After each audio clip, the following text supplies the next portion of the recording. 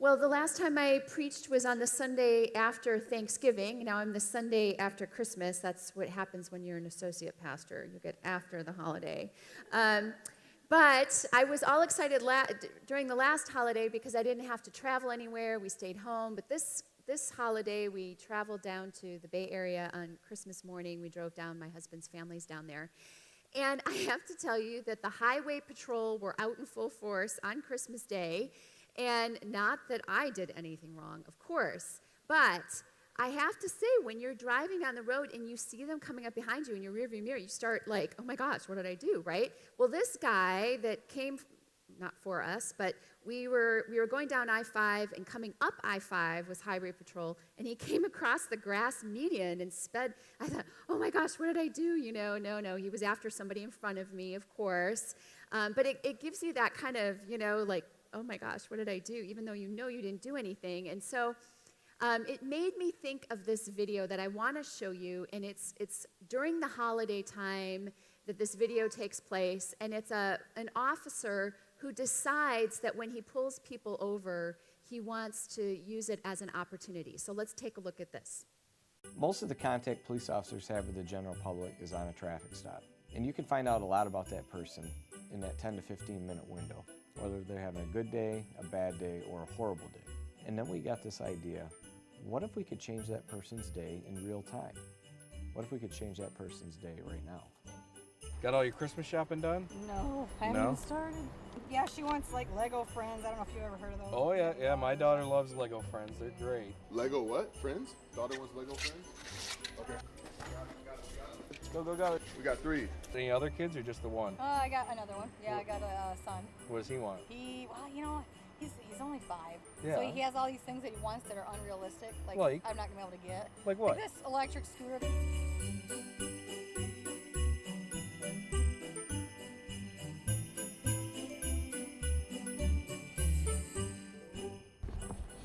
Something like this?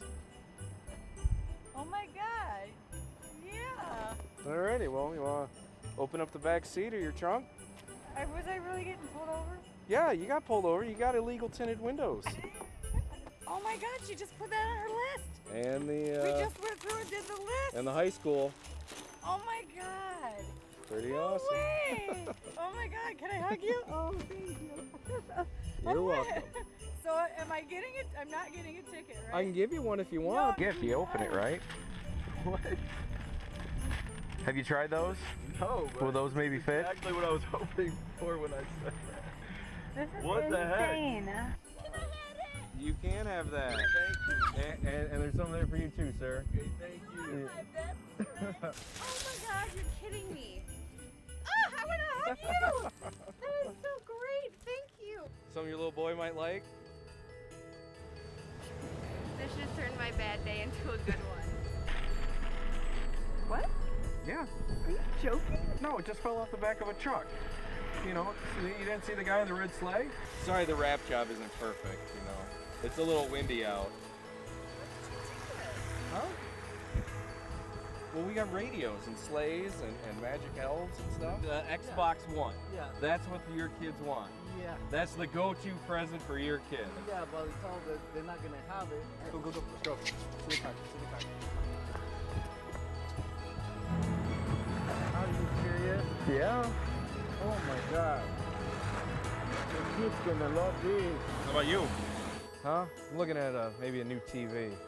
We were talking about that for the room, for our bedroom, because goofball here knocked our LCD over. Oh yeah? And it cracked the entire thing. So you need a new TV, huh? Yes.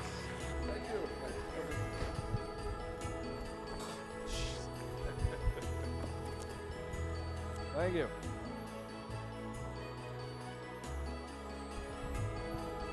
Something like this? Yeah, something's very similar to that. Alrighty. Well, open up your door, boss. Are you serious? Yeah.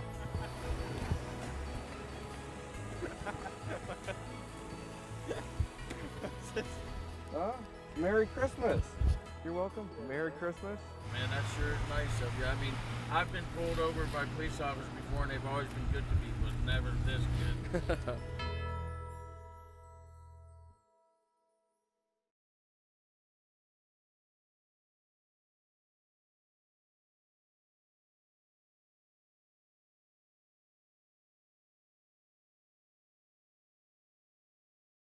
Well, that didn't happen to me on Christmas morning. I don't know if that's ever happened to you. If it has, wow.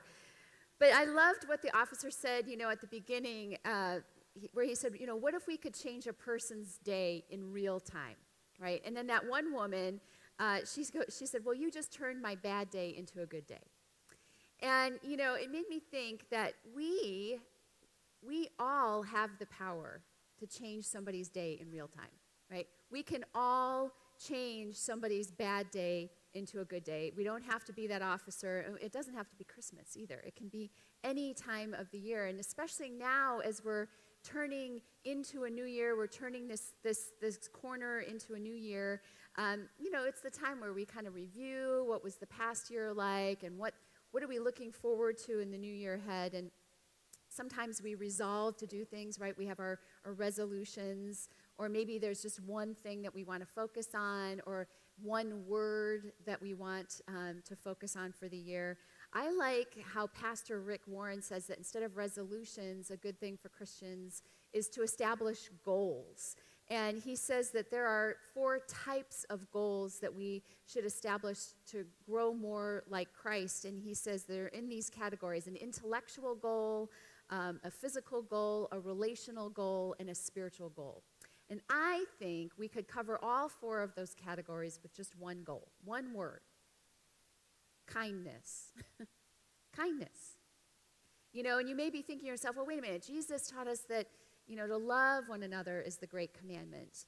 Well, that's true, but we know that love is a verb, it's an action, it looks a certain way, it's acting in kindness. Acting kind is being loving. Being a loving person starts with kindness. So I want to look at our scripture for today, and we're going to see what Jesus says about this. But I also want to just keep in mind that, or for you to keep in mind, that this scripture is often taken out of context. And so often we just have these words of Jesus without the context that they're in, and I'm reading them in context, and it could be a little confusing. You see, Jesus in the Gospel of Matthew, actually, if you look in the whole Gospel of Matthew, he spends a lot of time talking about the end times, the end time. And so he spends a lot of time talking about this, and this is the context within which he's saying this. And he also talks a lot about the justice of God, that at the end, God's justice will prevail.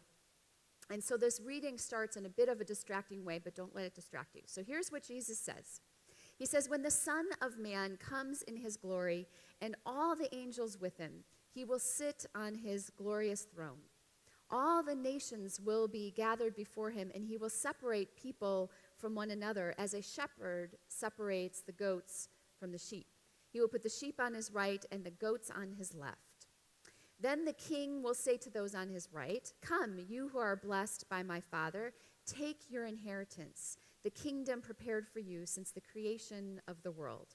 For I was hungry, and you gave me something to eat. I was thirsty, and you gave me something to drink. I was a stranger, and you invited me in. I needed clothes, and you clothed me. I was sick, and you looked after me. I was in prison, and you came to visit me. Then the righteous will answer him, Lord, when did we see you hungry and feed you, or thirsty and give you something to drink? When did we see you a stranger and invite you in, or needing clothes and clothe you? When did we see you sick or in prison and go to visit you? And the king will reply, truly I tell you, whatever you did for one of the least of these brothers and sisters of mine, you did for me. So we've heard that taken out of context so many times, and when we see it in context, basically the best way to sort of summarize what's going on here is Jesus is saying, look, there's going to be a time now when I'm not with you until the very end of time when I come back. And we're living in that time. And he's saying, when I do come back and establish my kingdom forever, I am going to separate those who have responded to my words, those who are following and living out the gospel. And so he's comparing it to a shepherd with his sheep and goats. And there's nothing inherently better about sheep than goats. They just look a lot alike. And they used to graze together during the day, but then the goats would have to go someplace warmer at night, so a shepherd would separate them out. And he's saying, when I come at the end of time, I'm going to be separating all those who say that they are followers of mine. This is how I'll know if you're responding to the gospel in your life. It will look a certain way. It will have these acts of kindness attached to them.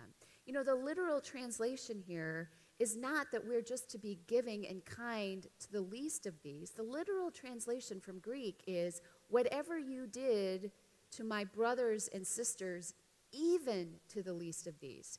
He's assuming we're to be kind and caring and giving to everyone, but especially to the least of these because they're the most often forgotten. So he is saying, when you respond to the gospel in your lives, this is what it looks like. Plain and simple, Jesus is talking about extending acts of kindness, because that's how we love one another. We're kind to each other.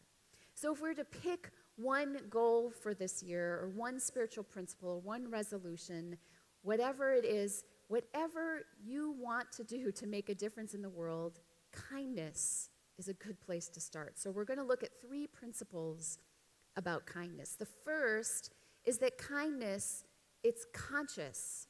It's not random, right? We often hear of random acts of kindness. Well, really, kindness is conscious. It's up here. You know, Jesus lifted up all these specific people to be kind to in specific ways for us to be kind because it takes a conscious thought and effort to do this. It really brings you out of yourself, doesn't it? Instead of being so consumed with our worlds and what we're doing and what we need to get done, it takes us out of ourselves and we pay attention to what's going on around us. That's why it's not random kindness, it's conscious contact, maybe to random people. But there's a certain way that we posture ourselves in order to be kind toward people in the world. You know, I really like a good secular model for this is Ellen DeGeneres. If you've ever watched her show, I love how she always has a segment on there where she brings on people who have been especially kind, and sometimes in really small ways and sometimes in very big ways. You know, her motto is be kind. And, you know, she brings these people on. She gives away tons of money and gifts to people. She herself is kind. She won the Humanitarian Award a couple years ago. It wasn't a Nobel Peace Award, but it was like the People's Choice Award, you know. And she came up on stage and she accepted the award and she gave her speech. And in it, she said that she believes that being kind is innate to being human. And I thought about this. I'm like, is that really true? You know, is that innate in us? Well, guess what? Charles Darwin said the same thing. In his Descent of Man, you know, we always think about survival of the fittest and what we do to compete to survive and what all of our survival skills that we need, and that's what makes us so evolved. Actually, Charles Darwin says in that book that what makes us so evolved is that innate in us is sympathy and caring. That's a stronger instinct in us than survival of the fittest. I'd never known that. So it is innate in us, and so it's a part of who we are, and we just need to bring it to consciousness. We need to not focus on ourselves so much and look outside. It's a conscious thing. You know, even Scripture enforces that. In Colossians 3, you know, we hear, therefore, as God's chosen people, holy and dearly loved, clothe yourselves with compassion, kindness, humility, gentleness, and patience.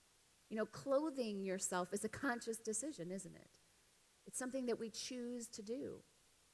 In Galatians, Paul says the fruit of the Spirit is love, joy, peace, forbearance, kindness, goodness, faithfulness, gentleness, and self-control. And then he says, since we live by the Spirit, let us keep in step with the Spirit.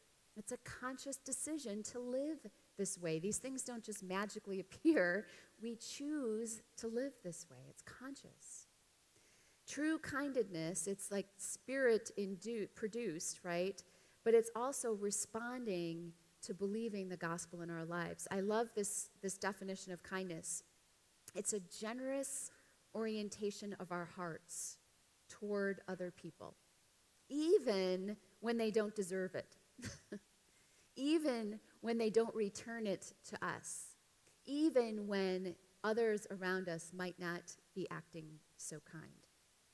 And that's because, according to Paul in Romans, God's kindness toward us is meant to lead us toward repentance. And so if we keep our eyes and our minds open and tuned in to what's going on around us, there's plenty of opportunities to be kind, aren't there? Plenty. And I don't mean nice. Being kind isn't always nice. Being kind. You know, there's plenty of people for us. A young woman came up to me in between last service and this service and said that she just went out and extended some kindness to someone, and there are people all around us. In fact, we have thousands more people in Chico right now to extend kindness to. We have the safe space shelter coming up as well. You know, you're in the grocery store and someone's hands are full, you can hold the door open for them. I'm particularly bad about this when you're in your car and you're at a red light and somebody wants to turn in front of you. Not really very good about letting people in. Could be a little bit more kinder in that area. Or you go to the coffee shop, you might want to ask around your office who would like something. It's just thinking a little bit less about ourselves and paying attention to what's going on around us. So loving others, which indeed is the greatest commandment from Jesus, it starts with acts of kindness. It's the loving thing to do. So principle number 1 is that kindness is conscious. The second principle about kindness is that it's contagious. I don't know if you've ever noticed that. You know, years ago, I lived in New York City. As many of you know, I worked in the city. And for years, I lived on the east side of Manhattan, and my job was on the west side. From 11th Avenue to 1st Avenue is how far I'd have to go. Now, a city block is pretty short, like they are in Chico, but avenues, when you go avenue to avenue, that's about 3 or 4 city blocks long. So they're longer. So I would start at 11th Avenue on the bus at rush hour, and I'd make my way over to 1st Avenue on the crosstown bus. And so when I'd get on the bus right after work, it was pretty empty. But by the 2nd or 3rd Avenue that we'd stop at, it would start really filling up. And I remember this one particular day, and I was on the bus. I had gotten on. I was one of the first people on the bus, lots of room, feeling comfortable. The next stop, a whole bunch of people get on. And I see an elderly woman, and I get up, and I give her my seat. And then there's a young gal right across from me, and she sees an older man, and she gets up and gives him her seat. And soon, all of a sudden, we find out that we just gave up our seats, but wow, it is packed in the middle aisle, like smushed packed. And we're standing there, and other people are getting up and giving their seats, and we're all kind of moving around. And finally, we're going across to the next avenue, and we find out that we can't hold on to anything. There's like nothing, there's no room for us. There's so many of us packed in there. And we don't even need anything because our bodies are just keeping each other up, right? And so we get to a stop. We all have to shuffle out so that people can get out, and we all shuffle back in. And this could make for very sour attitudes, believe me. But on this particular day, because we had all been giving up our seats and moving, we just thought this was hilarious. And, you know, we're moving along, and the bus driver sees us in the rear view, and she thinks this is hilarious, and she gives us a heads up when we're going to hit a big bump, you know. And by the end, when I get to 1st Avenue, we started calling it the love bus because we all knew each other so well. We were in such close quarters, and we just thought this was such a wonderful thing that we were all enjoying it, right? A weird bus. And this is what I mean, is that kindness is contagious. You know, a few people start doing something kind, and it spreads, and the whole attitude changes. It's contagious. And even science proves this, that when we are being kind, or even witnessing kindness, there are certain chemicals in our brain that is produced, like not Oxycontin. Oh, no. No, I knew I was going to do that.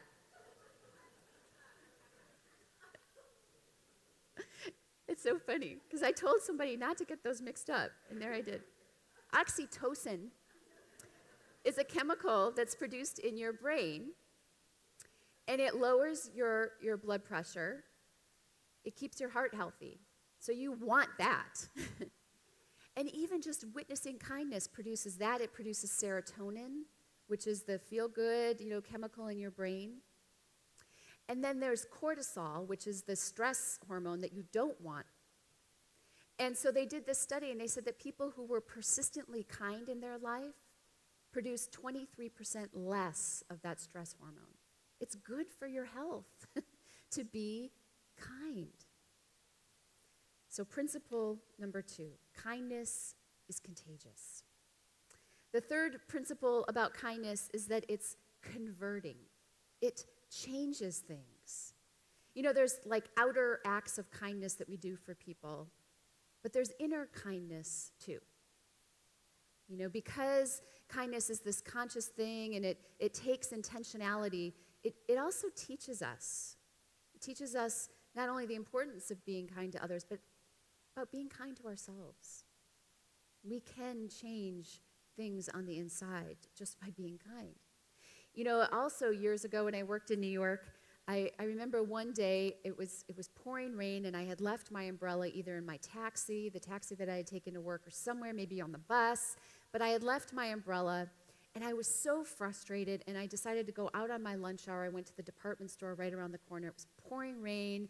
I sprinted over there to get a new umbrella, and I was really annoyed that I had to do this. And so I found some cheap umbrella, and I went up to the checkout line, and I'm standing there, and finally it's my turn to check out, and I'm just like not feeling it, right? And I give her my umbrella, and she was foul. I mean, she was in this horrible mood. She grabs my umbrella, and she starts typing it in, and blah, blah, blah. And I'm like, oh my gosh, what is wrong with this woman, And so I'm standing there, and something inside of me clicked. I don't know I do know what it was, but it completely changed. What I did was I said to this woman, I said, "Are you having a bad day too?" And she said, "Oh." She said, "I just got off the phone with my boss, and he just totally tore into me about something." And she just unloaded on me. And all of a sudden, her whole demeanor changed. And she finished doing my credit card stuff, and we're getting everything. She's putting my umbrella in a bag. She goes, "There you go, honey. Have a good day." She was all smiles. And I felt great. I mean, we had just kind of passed this back and forth. And all it took was having empathy with someone and just changing the trajectory of that experience together. Kindness can convert negativity, inner negativity, too, into positivity.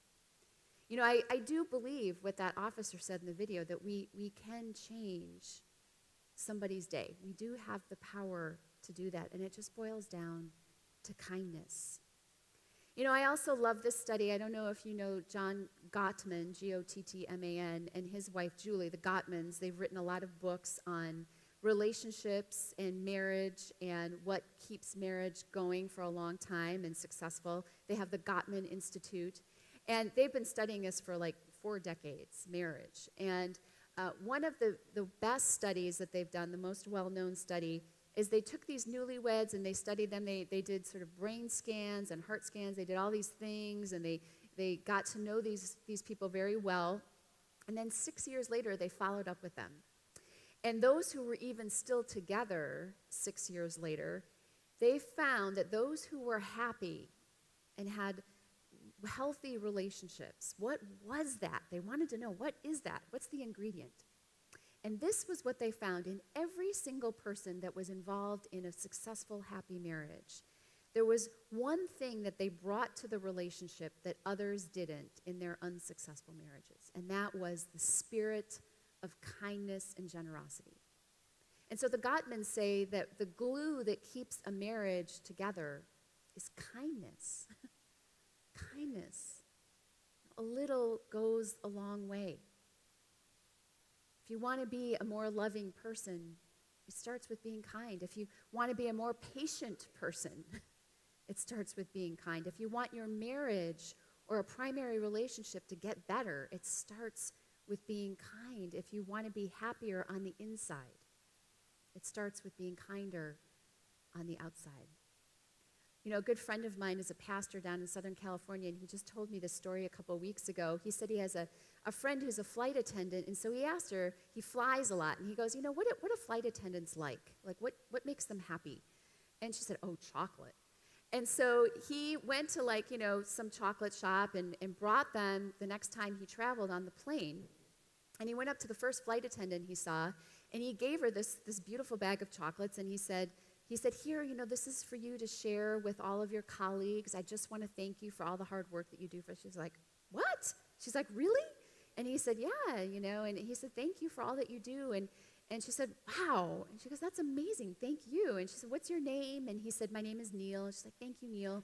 So he went and got in his seat, and then they start going all through the emergency procedures, and she's going through all this stuff. And when she's all done, she says, I just want to give a shout out to our favorite passenger, Neil.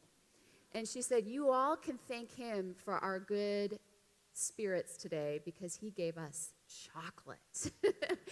And, everybody's like turning, they're looking at him, and they're all laughing. And so lo and behold, his chocolate made the flight good, not only for himself, but for everybody on there, because he had shared this with these flight attendants. And that's all it takes, just a little act of kindness. Proverbs 21 says, whoever pursues righteousness and kindness will find life, righteousness, and honor. Friends, kindness is no small thing. It yields beautiful fruit in our lives and in the lives of others. So let us, as we go into this new year and as we leave here and go out into our community, let us be conscious of where we can be kind. Let us watch how contagious it can be, because it is.